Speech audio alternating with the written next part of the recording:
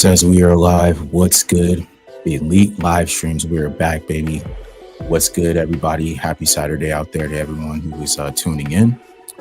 Today we have a very interesting story. This is actually breaking news. This is one of those stories where I kind of saw it and I was like, yeah, this is definitely something that it's right up my alley. I love talking about, true crime and just kind of stories that are in that kind of ilk.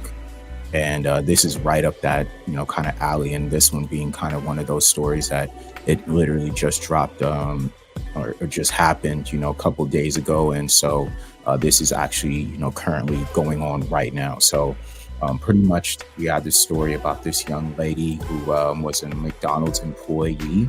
And she was, I guess not receiving the hours that she wanted. And then she basically got upset with her manager and she unalived her, I guess, in front of, everyone at McDonald's and just, the employees. I guess there was an altercation where somebody tried to stop her. And apparently there was a man who was, carrying and he was able to subdue her until the police came. But what a shocking story. And, it's kind of right up my alley just because, lately I've been seeing a lot of weird, scenarios going on with maybe the youth and just kind of, just what, I would consider maybe impulse control issues or maybe just kind of how they're able to handle adversity. And this one, I think, is right up that alley where, this was a scenario where, of course, she was saying that I guess she was getting bullied at work. I'm not too sure about how deep that was, but, I think when it comes to just working in general, it's pretty well known that there are times where we will be working with maybe a manager who you don't necessarily agree with, or maybe somebody who you don't necessarily get along with. But, at the base level, the learning part of working is just the fact that you learn how to be professional. And if, something doesn't serve you, you can leave, you can find another job. And so I'm not sure what this young lady was going through or what exactly happened, but apparently it was enough to make her feel like she had to crash out. And I think this is just another example of what I like to consider, kind of just the crash out generation. Like that's what we're seeing right now. It's just a generation that lacks any real impulse control, and the fact that they are so quick to react without thinking before they react. And that's something I think that is really sad, and it's a little scary, honestly, because of course, like self-control is something that I really truly do believe in, and I think it is something that you have to work on constantly, right? Of course, when I was young, I was a little wild myself too, and I did a lot of things that I'm probably not the most proud of, but through my experience, I learned that, having self-control and knowing how to walk away in certain situations can save your life. And I really want to take this story to kind of make and reiterate that is the fact that, being in control of yourself, given any circumstance, whether it may be someone that you don't get along with, maybe it is a manager who you just do not agree with. And sure, maybe there are scenarios where you don't want to be, around that person, or you don't want to see them, right, or hear them, or even just, interact with them. But of course, you got to get that money, right? So you got to do what you got to do sometimes. And in this scenario, it's very unfortunate because this, young lady who was a manager, and apparently she worked there for over 15 years, got a family, a mother of 6 children, she lost her life. And now, we have to kind of pick up the pieces for that. And of course, this being such a personal crime, this is something that, it was very personal. And I think that seeing this and kind of from the outset is very sad. And so I want to kind of bring up the news story first, just so we can kind of start there, so you guys can kind of get an idea of just, what happened and, kind of what the exact facts were. So here we go. A mother killed in a workplace stabbing. My mama died trying to take care of us.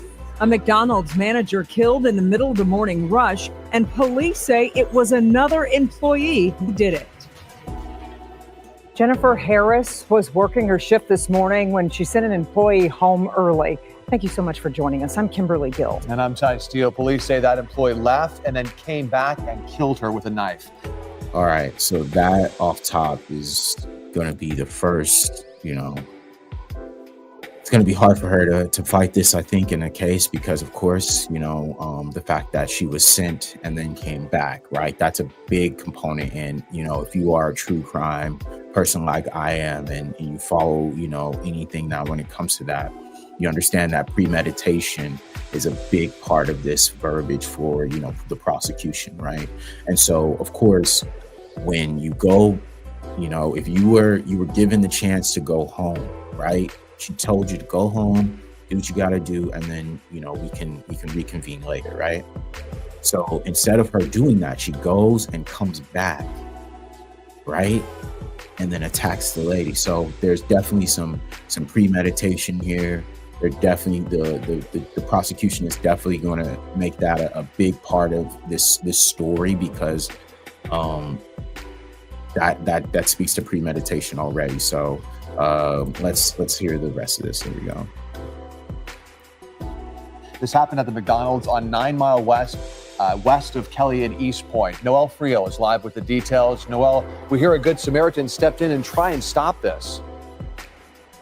Yeah, that's right. Police say that stabbing happened near this drive-through window behind me. And they say a customer who was in the drive-through stepped in and stopped the suspect from fleeing the scene before police arrived. We've now learned that the victim was a mother of 6.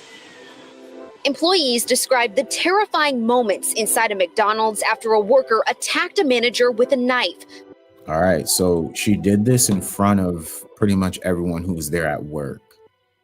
So you're going to have already, the premeditation of her being sent home, right?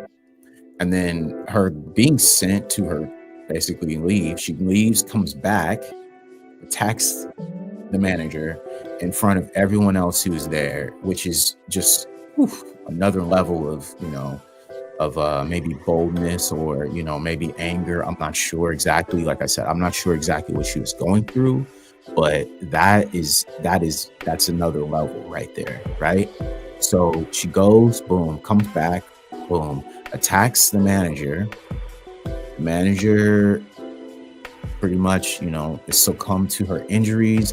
And I can only imagine the PTSD and just the overall shock that whoever was there that day who was at work, I'm for certain they didn't imagine that today their work day would start like this. And then of course, like just to see how quickly this can happen is just insane. Like the level of maybe I don't know if they weren't prepared, I don't know, but like that is just shocking. Like imagine you're at work and you're with your employees or colleagues.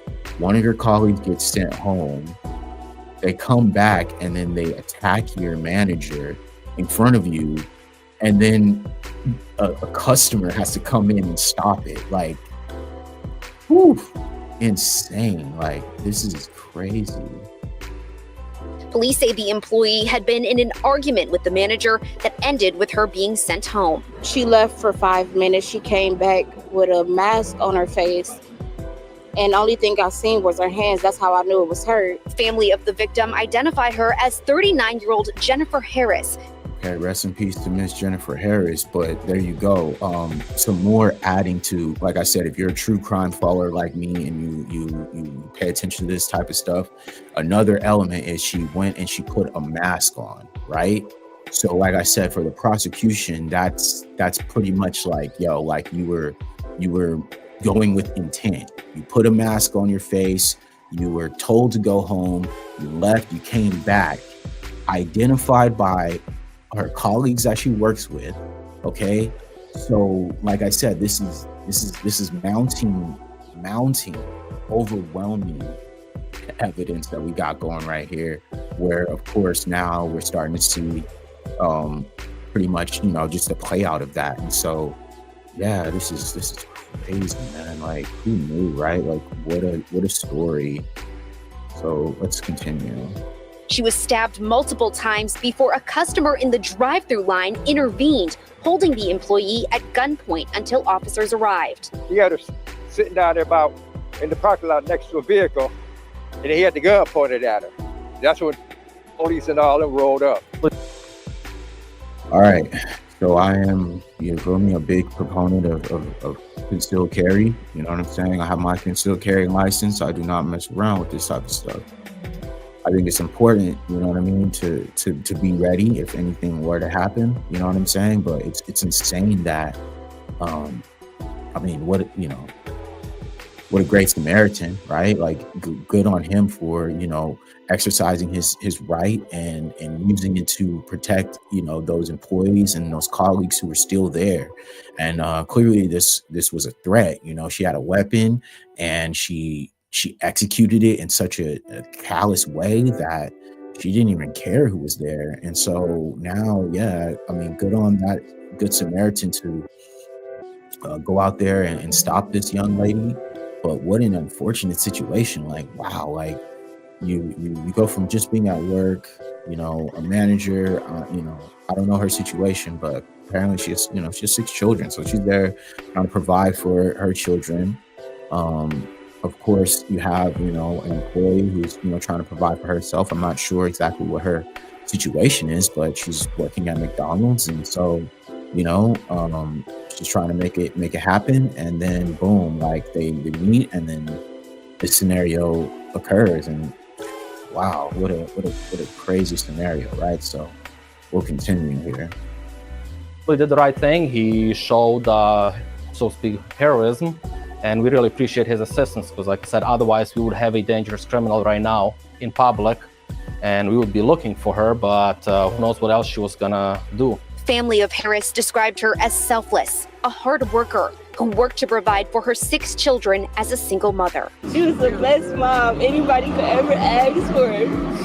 My mama, she woke up every day and went to work for us. My mama died trying to take care of us. Her children now in shock at how such senseless violence could have ended their mother's life. This is terrible, man. Like, I mean, you could see the emotion on the daughter's face. Like, what a terrible scenario, right? And of course, like, I think now that we're kind of seeing, this play out in a certain way where the daughter is clearly distraught, right? And you can see it, right? And it's very crazy, I think, just because we've been seeing, I guess, the seedings, right? The thing is, like, people live in the comment section, right? And there are people who were justifying kind of the fact that, oh, she was getting bullied, and the fact that, you never know what someone's going through, so you never know what, the manager might have been doing, and da-da-da-da-da. And it's just like, yeah, I mean, I can understand, I can relate. I've been there where there's scenarios where I've been with managers who I didn't get along with, who were really hard on me, and sometimes I just was ready to go off, right? But the goal is to live to see another day and to be able to have another opportunity, because if you see the value in yourself, you know that, hey, like, another opportunity will come. Like, this isn't my last job. I'm not sure exactly what her scenario was, but apparently, that's what we'll bring up next, is the fact that she had a prior history of attacking someone. So we'll get into that right after this video. So let's keep watching this and we'll see. All right, because I mean, this is crazy, bro. Like, I mean, you gotta talk about the history, right? Like, if there was a history of this, like, we have to talk about that, because that's very important, right? A hard-working woman, so kind. If anybody needed help, she would give you her last, give you the shirt off her back. She did not deserve that at all. And police are asking that anyone with any more information on this incident contact the East Point Police Department. We have that phone number in this story at clickondetroit.com. Live in East Point, Noelle Friel, Local 4. So heartbreaking. Hearts break for that family. Thank you, Noelle. All right. So that that part right there, right, where she says, like, you know, like there is a hotline for this. If any of you guys have any information out there, of course, I'm not sure. But yeah, it's very, very unfortunate. And apparently, like I said, there is some level of this lady might have a history of this. So let's get into kind of the history of this person, right? Let's see what, you know, what led up to this and who we're dealing with here. Because like I said, from the true crimes perspective, you always want to have the profile, right? The profile of the person, right? Of the perpetrator, right? You try to build a profile and try to figure out what, you know, what triggered this. What's their past? What does their past tell you about who they are today, right? And so let's look at that, right? Because this is something that I think is important and definitely needs to be talked about. So here we go. $5 million. That's the bond set for the woman accused of fatally stabbing her manager at the East Point McDonald's. Good evening, everyone. I'm Taryn Asher. I'm Brandon Hudson. The 26-year-old made her first court appearance today, and we learned this isn't the first time investigators say that she stabbed someone. Fox News' Camila Miri has the latest. 26-year-old Afeni Muhammad in court Friday afternoon, charged with first-degree murder. East Point police say Muhammad fatally stabbed her manager, 39-year-old Jennifer Harris, inside the McDonald's where they both worked on 9 Mile Thursday morning. So as you guys can see, like right off top, you know, they're going to build that character. They're going to make sure that you guys understand that at first, right?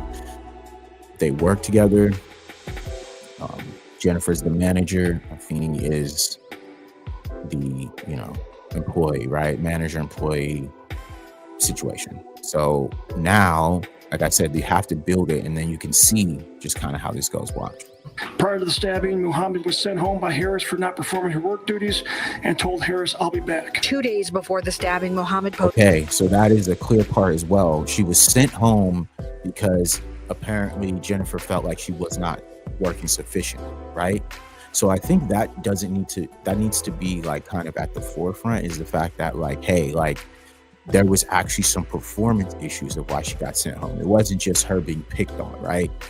She wasn't up to snub, right? And she was being sent home because, in my opinion, if you look at any McDonald's, right, most of them need as many employees as they can get, right? Why would they send someone home, right? Unless there was a reason, right? Unless she was not doing what she was supposed to be doing, right? And so clearly that's what happened here. And so that's why I assume, right? I assume that's why she sent her home. So we'll continue. Posted a video on her Instagram, which is public. This is a small portion of that video. But to get sent home 2 days in a row, man, and I came in on my off day to make up my time, and she still sends me home early, it's not funny. Somebody will have to do something about that. It's not funny. Investigators say the suspect stabbed Harris several times inside the drive-thru portion of the fast food restaurant. All right, so you guys see how she made it clear that somebody has to do something about that. The prosecution is going to use that to their advantage so easily, because that is pretty much her confirming that she feels that certain level of responsibility, right, to go out there and to do something about it, right? And so yeah, like now, of course, now we're seeing like just kind of, like I said, the evidence. Sometimes the evidence just piles up through the media, man. Like in the media, they will always play their part, you know, when it comes to how I think the case is consumed by the public. But it's always cool to kind of see, you know, just how, at least even if I was a detective, right, how you could put it together, the case, just through like those media outlets, right? shot. A customer, a CPL holder, was in his car and witnessed the crime. Authorities say he shot his gun in the air, attempting to stop the violence. When the suspect ran out of the restaurant, the CPL holder held her at gunpoint until police arrived. Muhammad admitted that she intended to kill Harris and stated that after she was sent home, she drove to a nearby park, decided to come back and stab Harris with a knife that she had inside of her vehicle. Harris, a single mother of 6 and a longtime McDonald's employee, was pronounced deceased at a nearby hospital. So you see, like, the prosecution, they're already like making it clear just kind of where they see and kind of the evidence that's kind of piling up, right? And so what I'm seeing as well is the fact that there's definitely some sort of like push in here that's like, yo, like this is some open and shut case type energy, you know? Meanwhile, the prosecutor revealing this in court about Muhammad. The defendant does have a prior instance of at least one that I'm aware that involved a stabbing, similar obviously to the stabbing that occurred in this case involving a knife. That prior stabbing occurred in Virginia. Muhammad's attorney arguing she was in an extremely abusive relationship that was not only mental but physical, that involved alcohol issues, which is where the habitual second stems from. Okay, so there you go. She has a prior history of these types of domestic situations, right? And specifically what I think the prosecution will use is the weapon choice, right?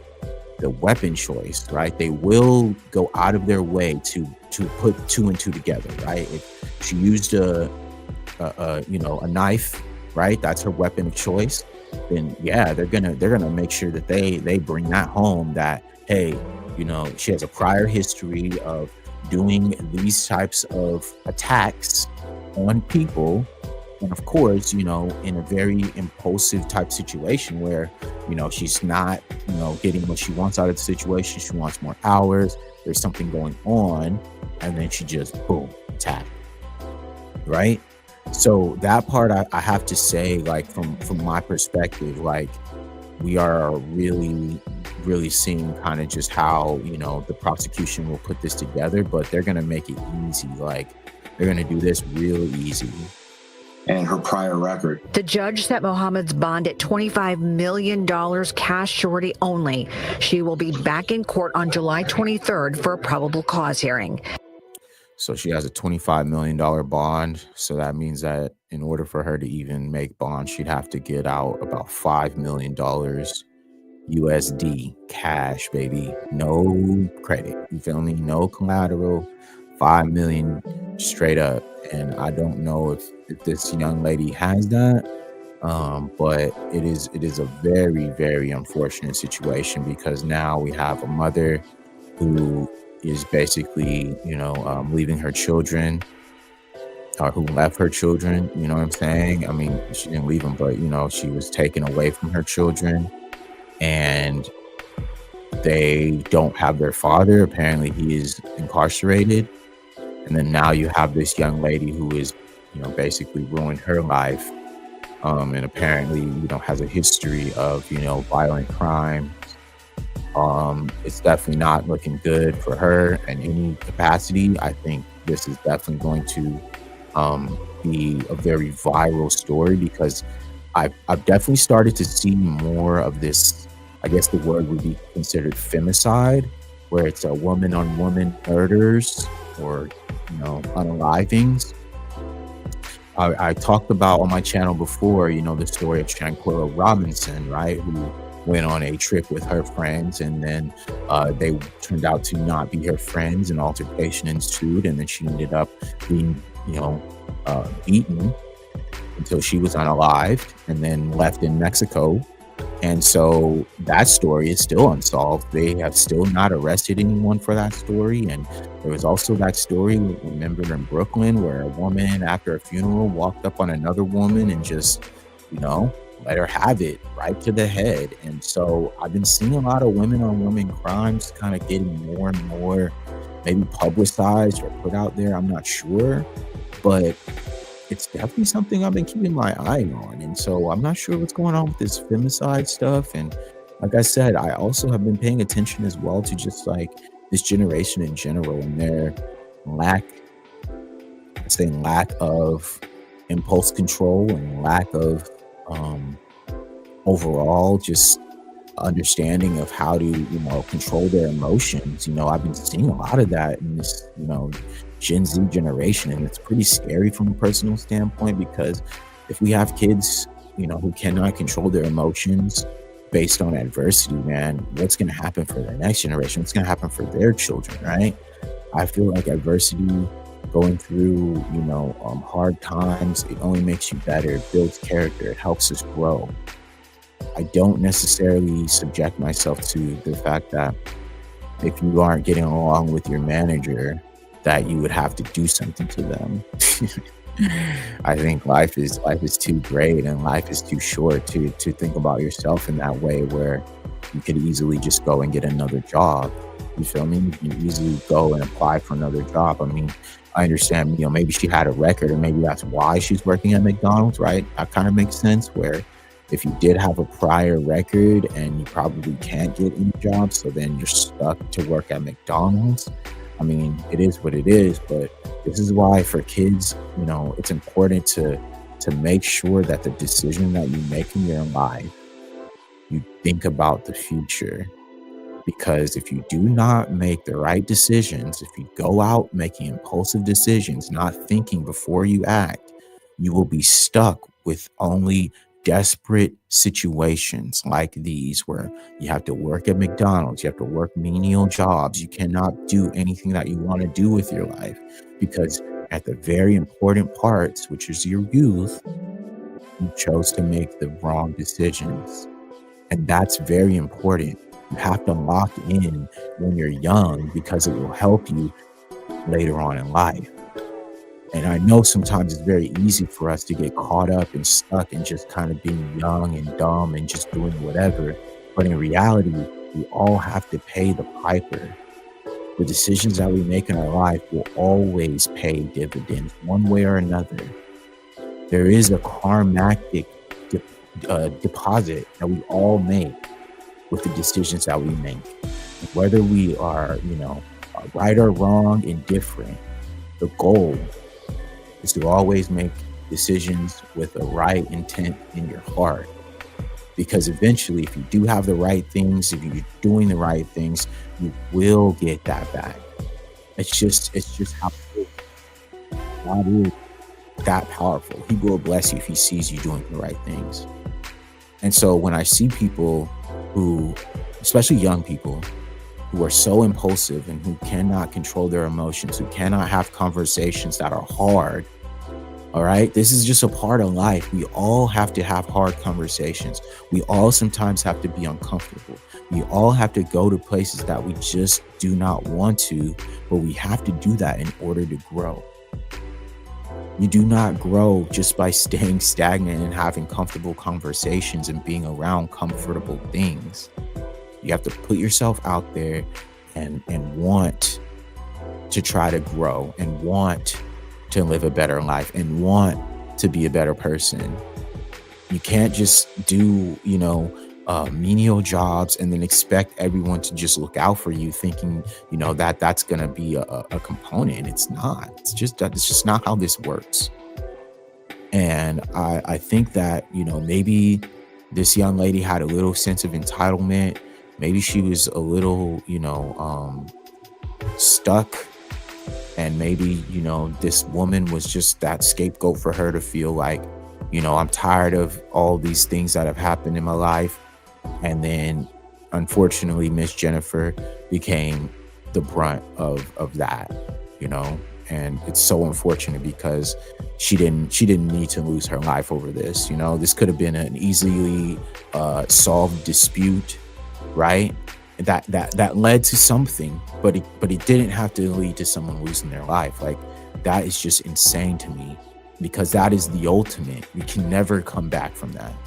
And so just to kind of see, like I said, like these little seedings of very interesting things that have been happening with, Gen Z, and kind of their lack, I guess, of like, maybe it's impulse control, maybe it's trying to figure out how to express themselves. I'm not sure, but I've been seeing a lot of it, and the crashing out is just getting more and more prevalent.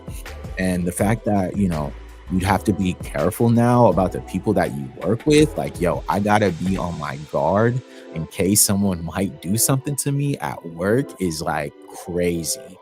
Because of course, like, I think the goal is to create a safe space and to be able to do and work with people who make you feel good.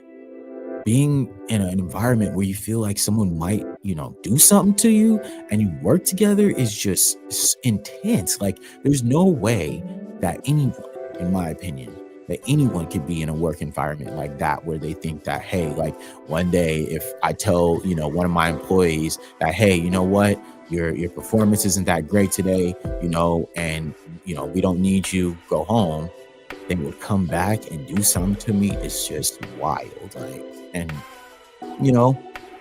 maybe it's just a sign of the times. I'm not sure what's going on, right? But like, at the end of the day, like, it's very, very sad that these are the times that we're living in, and the fact that we kind of have to be this way.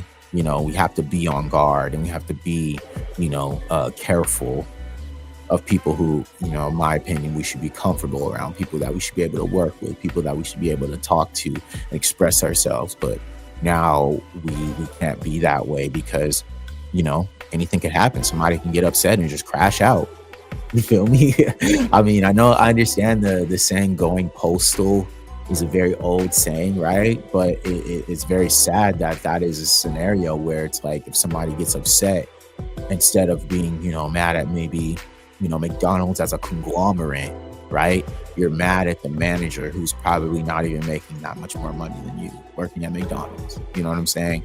And I'm not saying that McDonald's managers don't make a lot of money now. Let's start there. But all I am saying is that, like, they don't make the most money. They're not getting paid that much, and so it's very sad, because I've been in a manager position many a times in my career, and I've always been in leadership positions, and I've always tried to make sure that I treated people the way that they treat me. And then in the same token, I try to treat people in a way that I didn't get treated, right? Because, there are scenarios and managers that I've dealt with, like I said, in my past, who I really did not get along with, who I genuinely did not like, right? But did I hate them? No. Did I think they should lose their life? No. I think that, they should probably not work the job that they're working. Sure, for sure. Do I think that maybe there was some nepotism, or like, they had a good cushy situation? Most definitely. But the fact that, like, people would think to harm someone because of that is just, nah, that's crazy, man. We're moving in a different way, if that's like the positioning that people want to take when it comes to this type of stuff. Because from my opinion, like, there's no way that this can be justified in any scenario. I really do feel like if you are a person who wants to grow in life, sometimes you have to go through these things where you're working with a manager that you may not like, or you're working with, some employees that you may not get along with.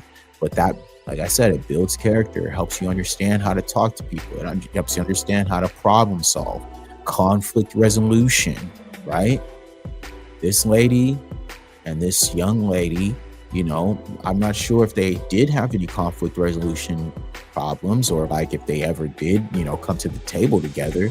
But I'd figure, if this is this bad for this young lady, like, she's terrible at conflict resolution. You feel me? If she feels like the way for her to solve a conflict is to attack someone, especially at work, especially in front of other colleagues, then yeah, it's going to be hard for her to get off on this. It's going to be hard for her to fight and say that she was innocent.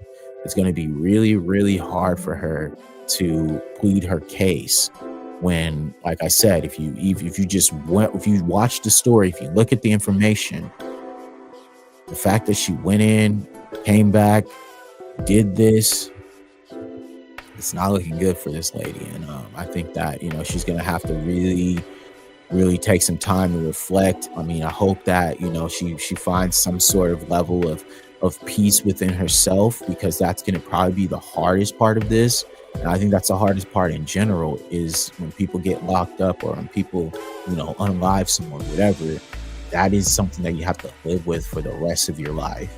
There are things that I live with the rest of my life that I still think about every single day, and it's not even a fraction of a crime of this magnitude. So it's like, I can only imagine with people who have done these type of things, you know, people who are in prison, people who are in jail, whatever, and they have just all that time on their hands to just think. Like, there's no way that you can't not be thinking about, you know, what you could have did differently, or the scenarios of things that you probably could have changed, you know. I think this young lady probably regrets this right now more than she could probably express. But is she going to be in the right mental health state to do that right now? Probably not.